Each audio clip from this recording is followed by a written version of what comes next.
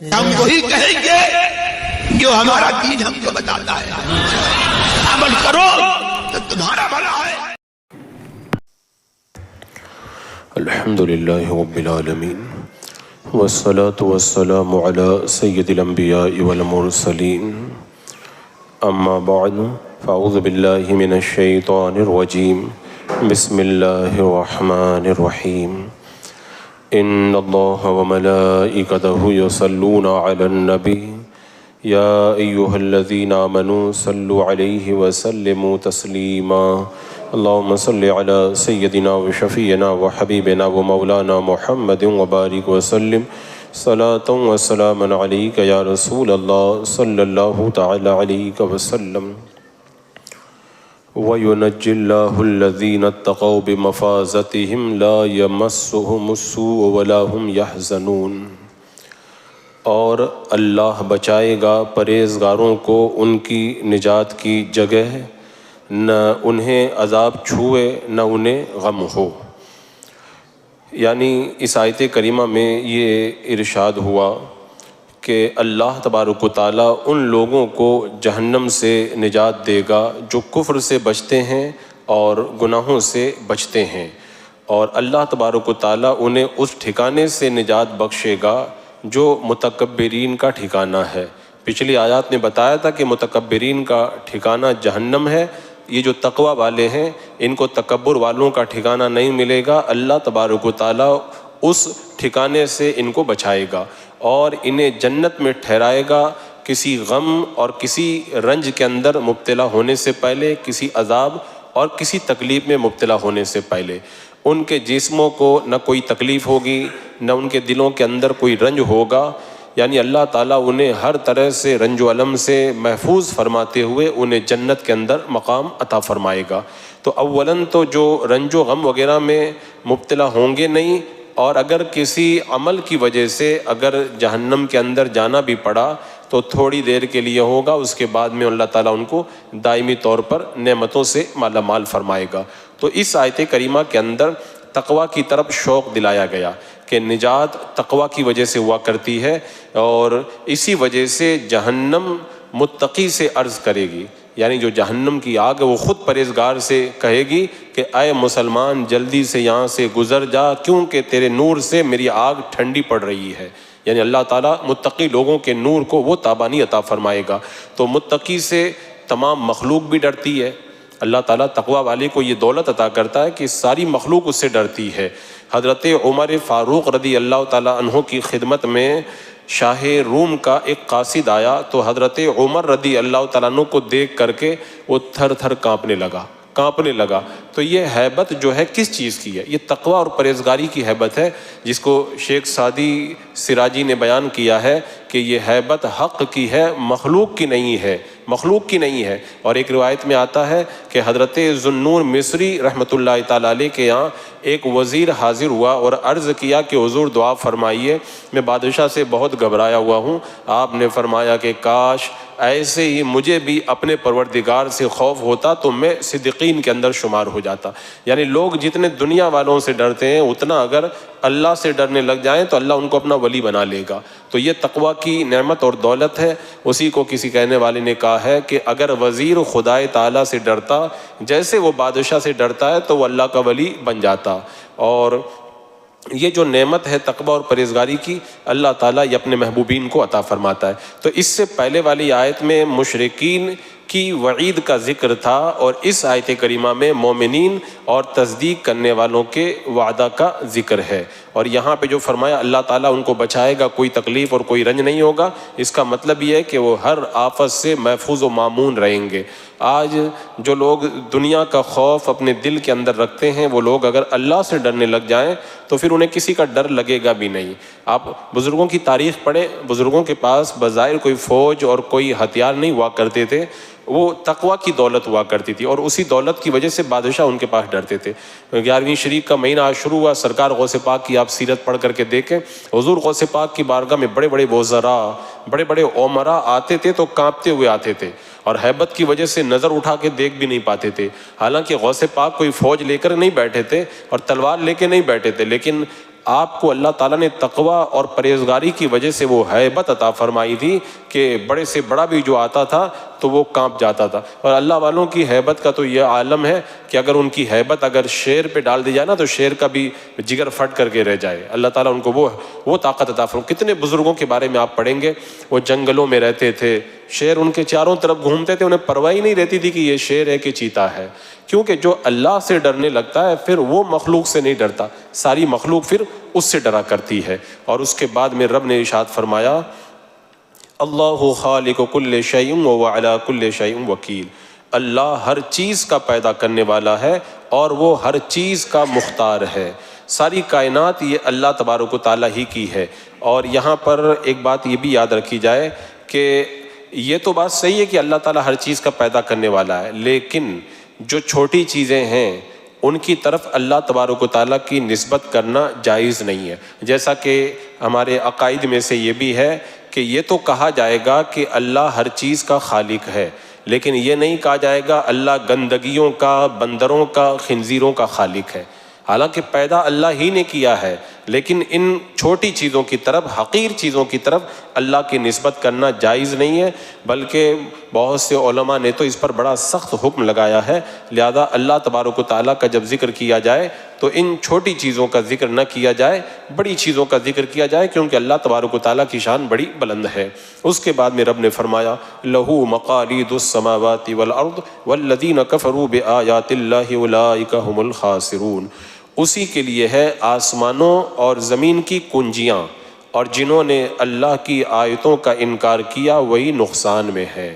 ساری کنجیاں اللہ تبارک و تعالیٰ کے پاس میں ہے، سارے خزانے اللہ تبارک و تعالیٰ کے دست قدرت کے اندر ہے. اور آپ جانتے ہیں کہ جس کے پاس میں کنجی ہوتی ہے وہی تالا کھولتا ہے. تو اللہ کے جو خزانے ہیں، چاہے بارش ہو، چاہے کھیتی ہو، چاہے کاروبار ہو، جتنے بھی اللہ کے خزانے ہیں، یہ جب اللہ ہی کے خزانے ہیں تو یہ کھلیں گے کس سے؟ جس کے پاس چابی ہوگی. اب ان خزانوں کی چابیاں کیا ہیں؟ حدیث پاک میں آتا ہے، ایک روایت میں آتا ہے، حضرت عثمان غنی رضی اللہ تعالیٰ عنہ بیان کرتے ہیں، انہوں نے اللہ کے رسول صلی اللہ تعالیٰ علیہ وسلم سے اس آیت کریمہ کی تفسیر پوچھی کہ کیا مطلب اللہ کے خزانے، اللہ کے پاس سارے خزانے، اس کا مطلب کیا ہے؟ تو میرے آقا علیہ السلام نے فرمایا اے عثمان، تم سے پہلے تو کسی نے بھی اس آیت کی تفسیر مجھ سے نہیں پوچھی ہے. اس کے بعد میرے آقا نے فرمایا اس کی تفسیر یہ ہے لا الہ الا اللہ واللہ اکبر وسبحان اللہ وبحمدہ واستغفر اللہ ولا حول ولا قوة الا باللہ الاول والآخر والظاہر والباطن وبیدہ الخیر ویحیی ویمیت وہو علی کل شیء قدیر. یہ ہے اللہ کے خزانوں کی چابیاں.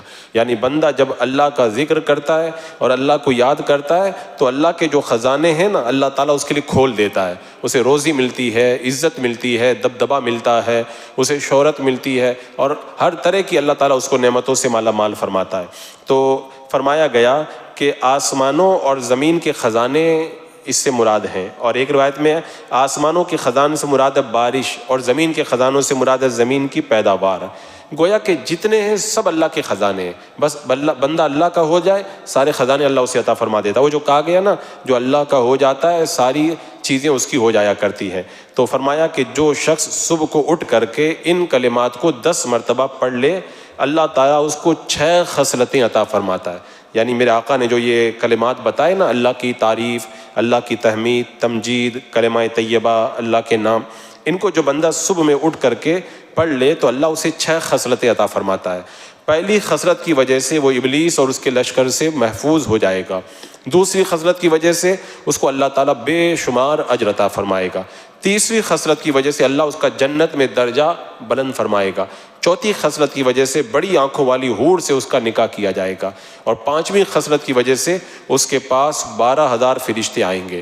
اور چھٹی خصلت کی وجہ سے اس کو اس شخص کا اجر ملے گا جس نے قرآن پاک، توریت، انجیل اور زبور کی تلاوت کی ہے. اور اس کے علاوہ میرے آقا نے فرمایا اے عثمان، اس کو حج مقبول اور عمرہ کا بھی ثواب ملے گا. اور اگر اسی دن وہ مر گیا تو اس پر شہیدوں کی مہر لگائی جائے گی، اللہ اسے شہادت کی موت عطا فرمائے گا. تو یہ ہے اللہ کے خزانوں کی چابیاں.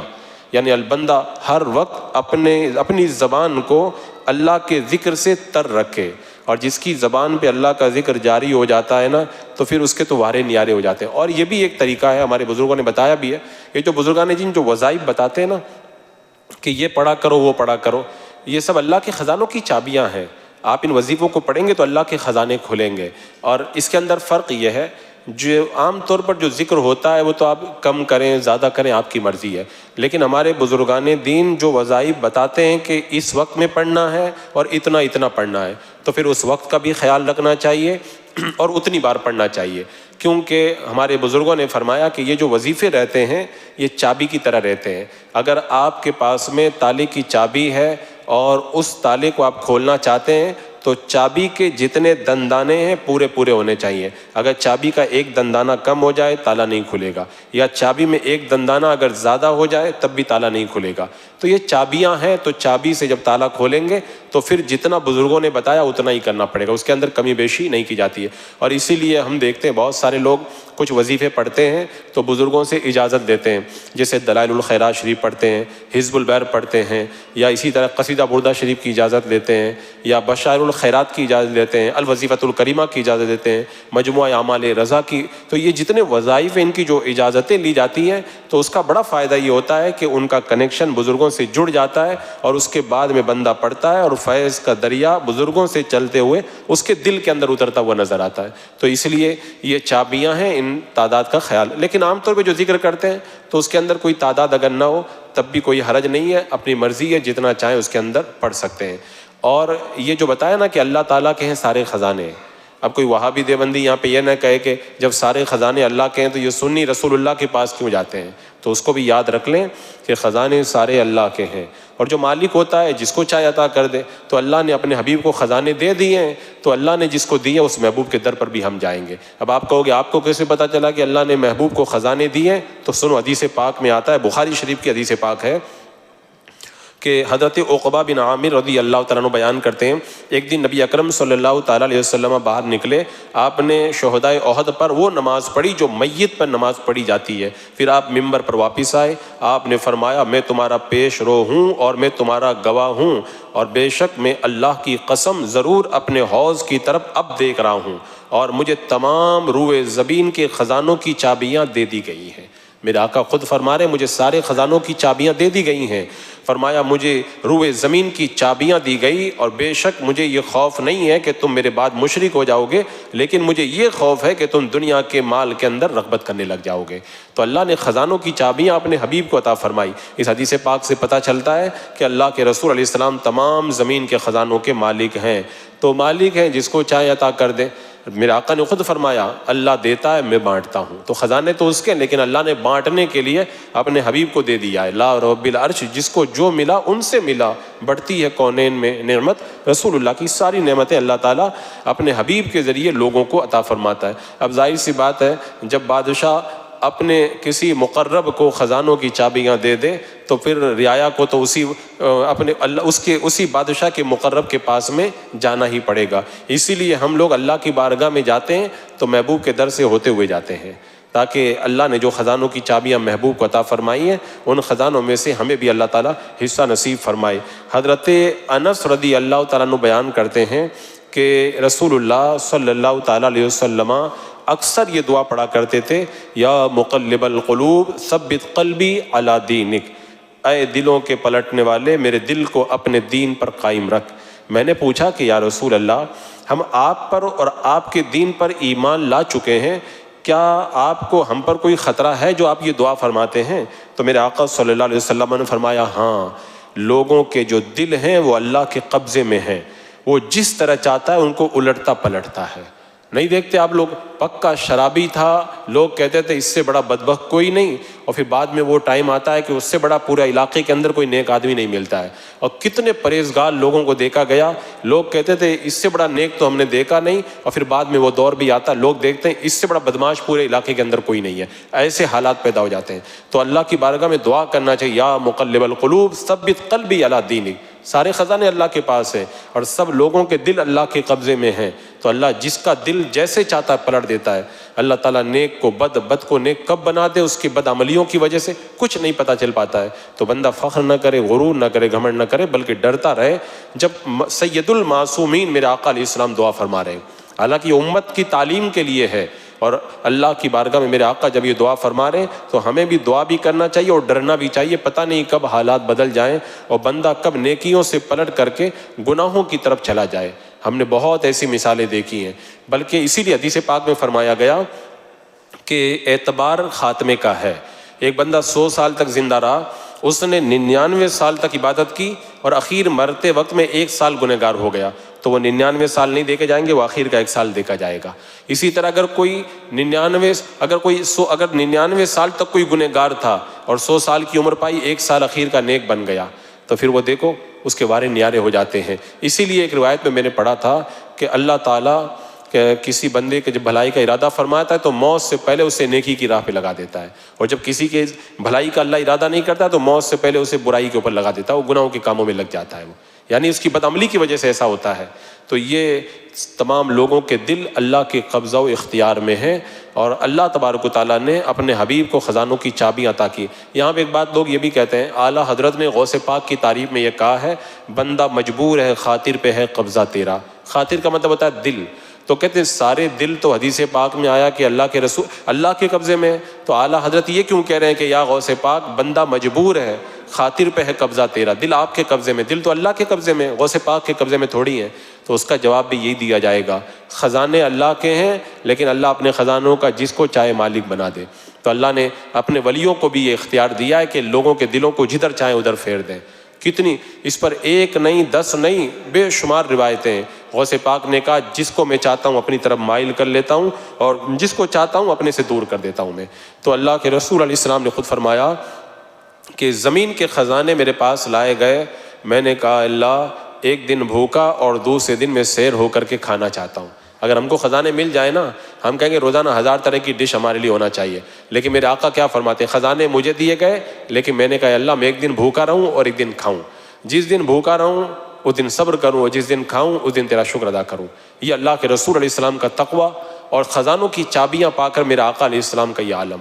اسی لیے کہا تھا نا کہ 2 جہاں کے خزانے اللہ کے رسول علیہ السلام کے ہاتھوں میں. یہ اور بات ہے کہ میرا آقا علیہ السلام نے فقر کو اختیار فرمایا ہے. تو اللہ تبارک و تعالیٰ تمام خزانوں کا مالک ہے اور اللہ نے اپنے محبوب کو بھی خزانوں کا اختیار عطا کیا، اس لیے ہم اللہ کے رسول علیہ السلام کو مالک و مختار مانتے ہیں.